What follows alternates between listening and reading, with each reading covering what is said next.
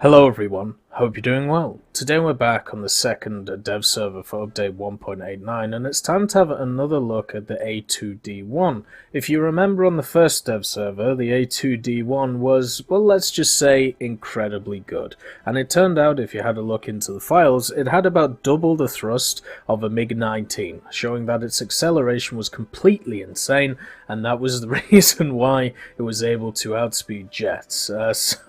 What's happened is that it's been way tuned down compared to what it was before. One of its bomb loads has also been changed, the main one which people were looking for.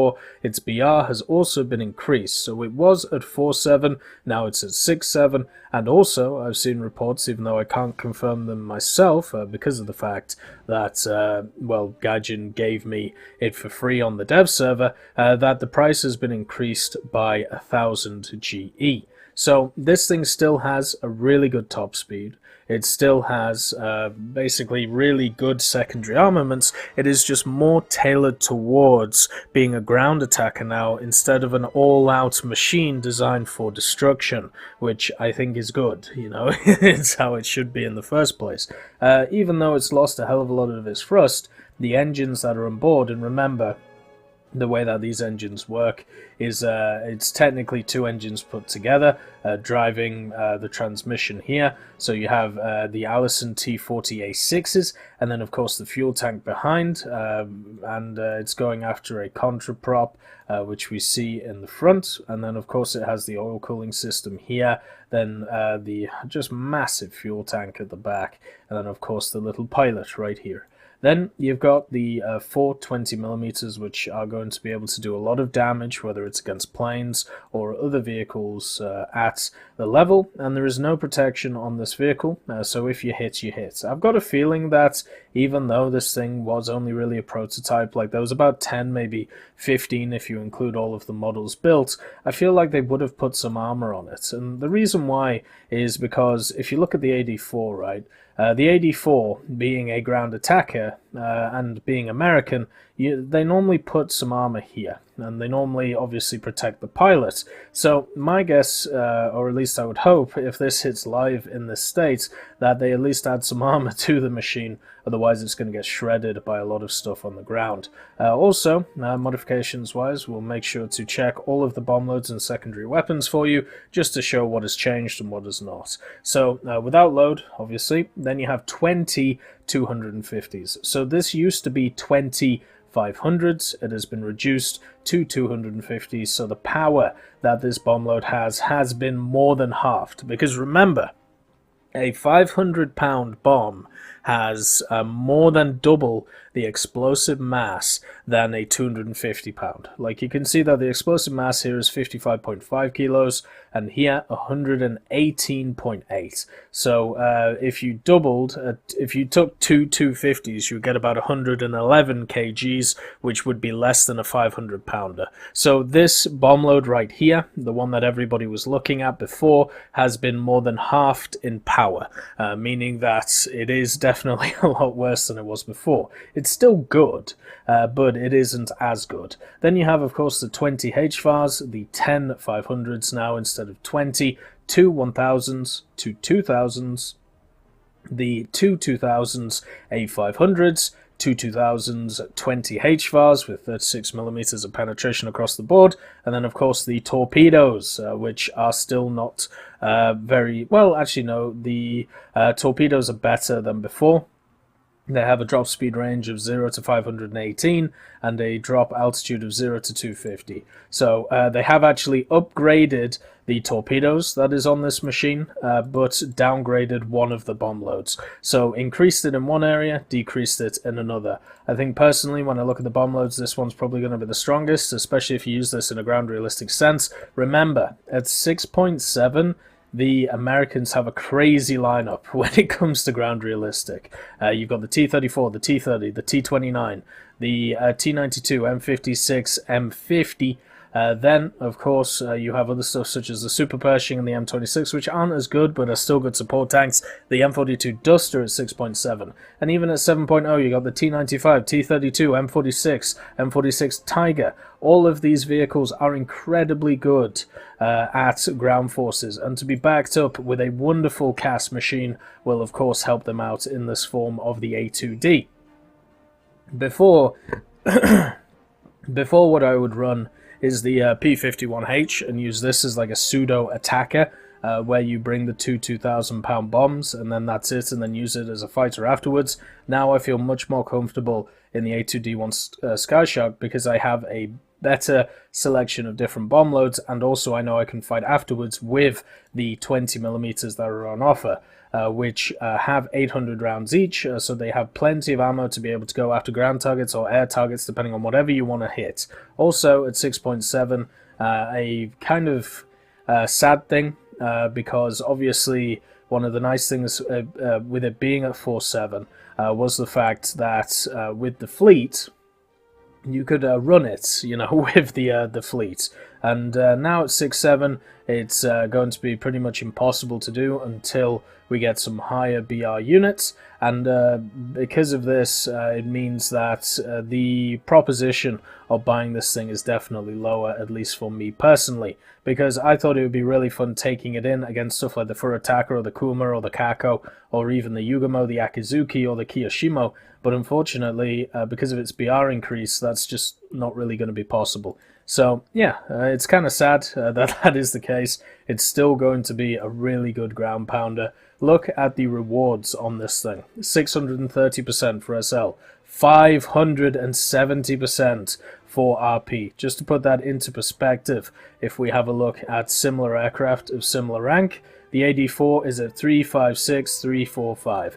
F3D is at 392,450. So this is way higher than it. And the only thing it loses out to is something like the Premium Sabre at 9.0. But also the A2D has a really low repair cost, 2,760. So this is going to play exactly like the Wyvern, where it's going to be a great ground pounder. It's also going to make you a ton of Silver Lions and also RP towards you know, your vehicles. Unfortunately, it isn't a rank 5, meaning that it won't be able to efficiently grind rank 6, but it will be able to efficiently grind everything else in the tech tree. So the majority of stuff that you see before you, the only thing it can't do is these aircraft here. And as I said, it can still grind them, just not as efficiently as the other ones. Still doesn't have... oh wait! Hey up! It has a skin! Oh baby, that's what I'm talking about. Loving that. Yes, let's stick that on. Alright. So it does also have another skin, where before it only had the silver skin, so I'm very happy to see that it has a navy. And something else that you may have not seen in the radar, I've screwed it. I was going to say something that you haven't seen in the X-ray is the radar, which is sat right here. And yes, it does get radar in game. So a lot of people are looking at this and going, oh, it's horrible, oh, it's horrific, you know, it's lost a lot of its thrust, it's lost one of its best bomb loads. Well, it's got better torpedoes now, it has access to radar, and also it has better rewards. And even at a higher BR, you still have a great ground realistic lineup to fill it around. I would say overall it's a positive for this machine, even though it cannot now outrun jets. Because before we knew that it was going to lose that, right? We knew that it was going to lose that idea. So with it now lost, what we now have is a situation where it is much more... I don't think... it's not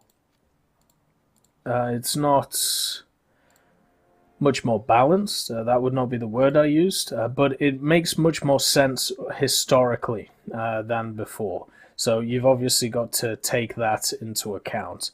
So I'm much happier with this iteration of this aircraft.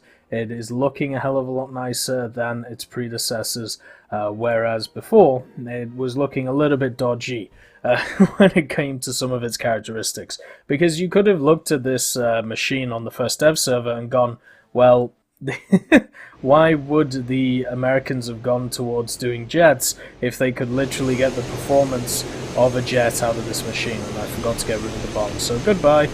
So here is this wonderful machine, and as you can see, it does have radar, which is a little bit special when it wants to be, and you can see that it does have some interference to it.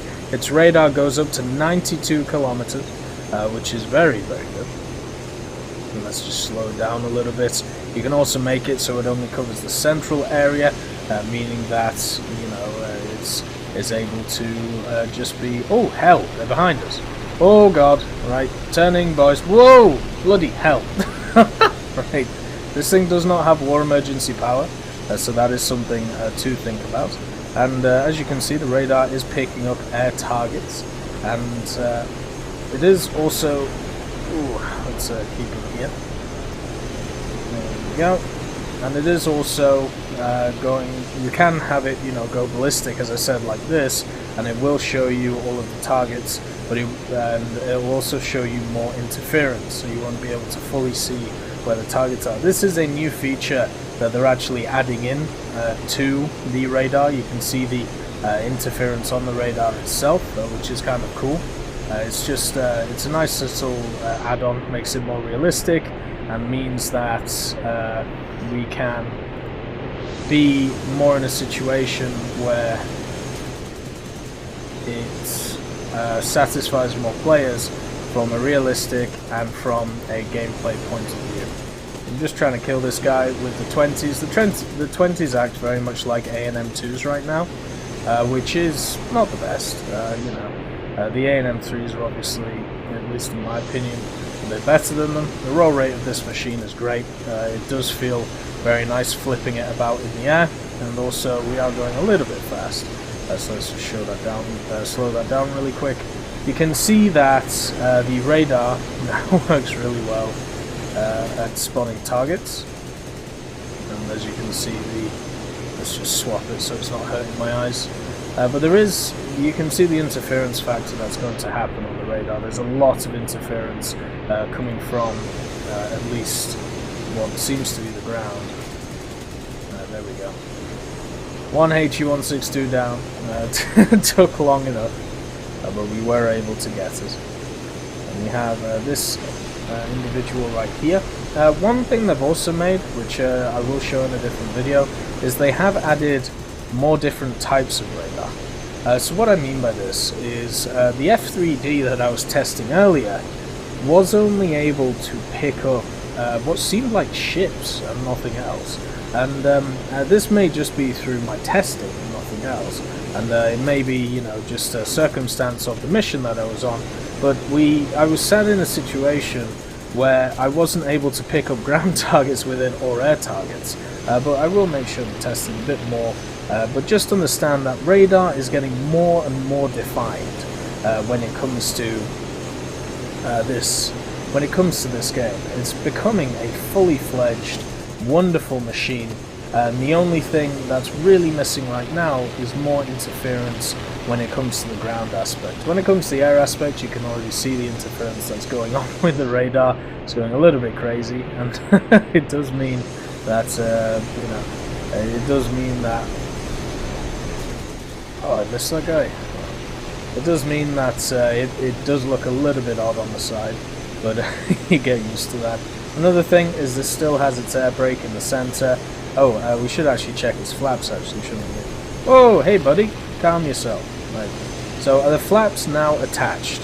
Because one of the issues with it, of course, was the flaps were not attached before. So let's make sure that they are. Whoa, going a little bit fast. Okay, let's turn that off. And it looks like, yeah, the flaps are now attached to the aircraft. So it means that they are at least fully fledged right now. I feel like it feels like now this aircraft has an actual flight model instead of before where it was just, it did not feel real. It felt like, you know, when you see Superman and he's just hanging around the average person, or maybe the Hulk could be a better example. That's what this aircraft felt like. It felt like an anomaly when it came to everything else, and because of that, it never fulfills you with really any confidence that it's going to be a balanced aircraft.